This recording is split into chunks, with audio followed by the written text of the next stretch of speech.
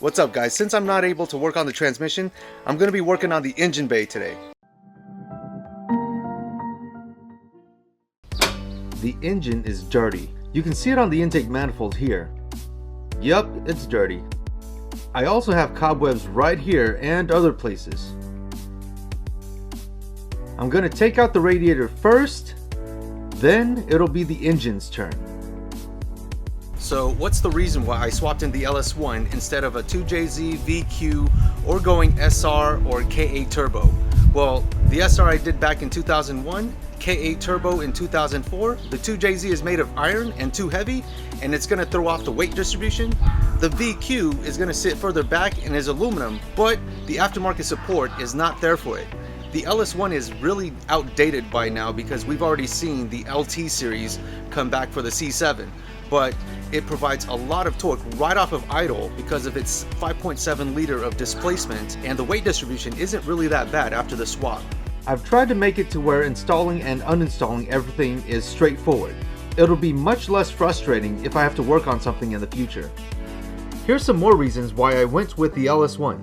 Number one is that the Chevy LS family of engines are made of aluminum and light for a V8, and I'm not referring to the LQ families, which are LS based and made of iron. They use push rods instead of dual overhead cam, which make the engine much more compact and can be squeezed into many engine bays. Most other V8s are dual overhead cam and much larger and may not fit well in smaller engine bays. Number two is that most parts can be found at your local auto parts store or purchased in the US. You don't have to worry about importing parts from other countries and having to wait weeks or months to get them. Number three is the power potential. You start off with a 5.7 liter 8-cylinder with 325 horsepower and 350 pounds-foot of torque, and it could be more if you're using another LS engine family like the LS3 with 430 horsepower. They also respond very well to modifications. And that leads to number four, because this engine has a huge aftermarket.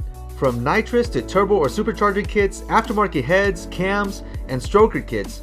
There's probably more I can't think of right now, but there are just so many options going in this direction. And the other thing too is that it's relatively cheap compared to other platforms. Number five would be that I have a T56 6-speed manual transmission.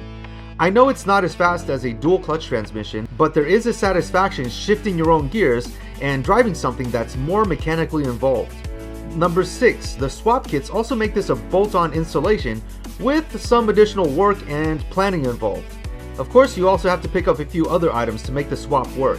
After installing the LS1 in my 240SX, there was a weight increase, but the balance was not thrown off as bad as most would think. I'll be documenting this in a future video when I'm done, so subscribe and hit that notification bell for updates.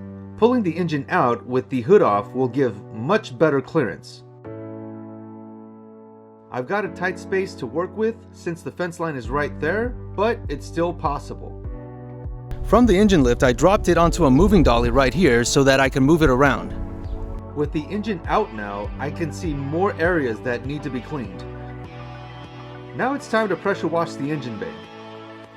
It looks much better now.